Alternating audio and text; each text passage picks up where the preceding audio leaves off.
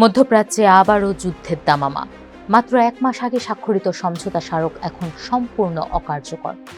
মার্কিন যুক্তরাষ্ট্রের একের পর এক বিমান হামলা এবং তার জবাবে ইরানের পাল্টা ড্রোন ও ক্ষেপণাস্ত্র হামলায় উত্তপ্ত হয়ে উঠেছে পারস্য উপসাগরীয় অঞ্চল।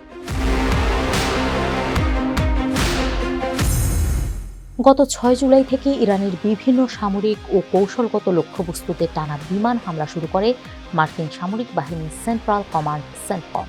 18 জুলাই ইরানের স্বাস্থ্য মন্ত্রণালয় এক বিবৃতিতে জানায়, চলতি মাসে যুক্তরাষ্ট্রের এই হামলায় অন্তত 50 জন নিহত হয়েছেন আর আহতের সংখ্যা ছাড়িয়েছে 500। টানা সপ্তম রাতের মতো মার্কিন যুদ্ধবিমানগুলো ইরানের উপর আঘাত হানার পর পরিস্থিতি এখন নিয়ন্ত্রণের বাইরে চলে গেছে।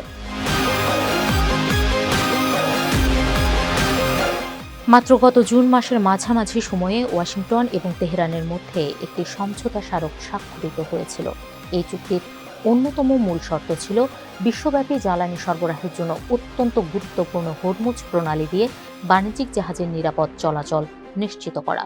চুক্তির 5 নম্বর অনুচ্ছেদ অনুযায়ী হরমুজ প্রণালী দিয়ে জাহাজ চলাচল ব্যবস্থাপনার দায়িত্ব দেওয়া হয়েছিল ইরানকে। কিন্তু চুক্তি সইয়ের পর এর কালি শুকানোর আগেই নতুন করে উত্তেজনা শুরু হয়।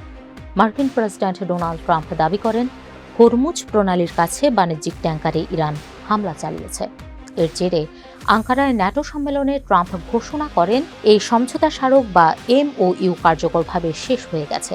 একই সাথে ট্রাম্প ইরানের বন্দরগুলোর উপর আবারও নৌ অবরোধ আরোপ করেন এবং ইরানের তেল রপ্তানির ওপর থাকা নিষেধাজ্ঞা ছাড়পত্র বাতিল করেন। ট্রাম্পের স্পষ্ট কথা, হরমুজ প্রণালী সবার জন্য উন্মুক্ত রাখতে হবে এবং মার্কিন নৌবাহিনী আবারও ইরানি জাহাজগুলোকে অবরুদ্ধ করতে শুরু করে। যুক্তরাষ্ট্রের এই পদক্ষেপের পর চুক্তি থেকে সরে আসে ইরানও। ইরানের উপপররাষ্ট্রমন্ত্রী কাজেম খারিবাবাদী স্পষ্ট জানিয়ে দিয়েছেন, ওয়াশিংটন সমঝোতা স্মারকের প্রতিটি দিক এবং নিজেদের সমস্ত প্রতিশ্রুতি লঙ্ঘন করেছে। ফলে তেহরানও তাদের নিজস্ব সমস্ত প্রতিশ্রুতি এবং এই চুক্তির বাস্তবায়ন স্থগিত ঘোষণা করে এখন দেশ রক্ষায় মনোযোগ দিয়েছেন। ইরানের প্রথম ভাইস প্রেসিডেন্ট মোহাম্মদ রেজা আরিফ এবং পররাষ্ট্র মন্ত্রণালয়ের মুখপাত্র ইসমাইল বাঘাই জোর দিয়ে বলেছেন, ইরান কখনো যুদ্ধ চায়নি। এই যুদ্ধ ইরানের উপর চাপিয়ে দেওয়া হয়েছে এবং তেহরান কেবল নিজেকে রক্ষা করছে।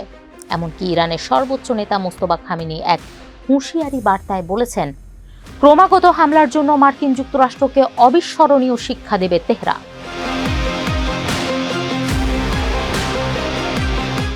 এই সংঘাতের পেছনে রয়েছে বড় রাজনৈতিক হিসাব নিকাশ। আগামী নভেম্বরে মার্কিন যুক্তরাষ্ট্রের অত্যন্ত গুরুত্বপূর্ণ মধ্যবর্তী নির্বাচন, আর এই নির্বাচনের আগে মার্কিন প্রেসিডেন্ট ডোনাল্ড ট্রাম্পের ওপর দেশে তেল ও গ্যাসের দাম কমানোর তীব্র চাপ রয়েছে। ট্রাম্প ভেবেছিলেন নিষেধাজ্ঞা আর সামরিক চাপ দিয়ে ইরানকে আলোচনার টেবিলে নিজের শর্তে বশ মানানো যাবে, কিন্তু বাস্তব চিত্র সম্পূর্ণ উল্টো। ইরানের উপর বারবার হুমকি এবং তীব্র হামলা সত্ত্বেও তেহরান আত্মসমর্পণ করেনি, বরং সমান তালে পাল্টা আঘাত হানছে। হরমুজ প্রণালী নিয়ে এই লড়াই যত তীব্র হচ্ছে, বিশ্ব অর্থনীতি ততটাই ঝুঁকিতে পড়ছে। কারণ এই রুট বন্ধ বা বিঘ্নিত হলে বিশ্ববাজারে জ্বালানি তেলের সরবরাহ স্থবির হয়ে পড়বে। বেসামরিক মানুষের দুর্ভোগ, খাবার পানির সংকট আর 2 পরমাণু ও সামরিক শক্তির এই মুখোমুখি অবস্থান মধ্যপ্রাচ্যকে এক দীর্ঘস্থায়ী এবং অনিশ্চিত যুদ্ধের দিকে ঠেলে দিচ্ছে, যার সমাপ্তির কোনো লক্ষণ আপাতত দেখা যাচ্ছে না।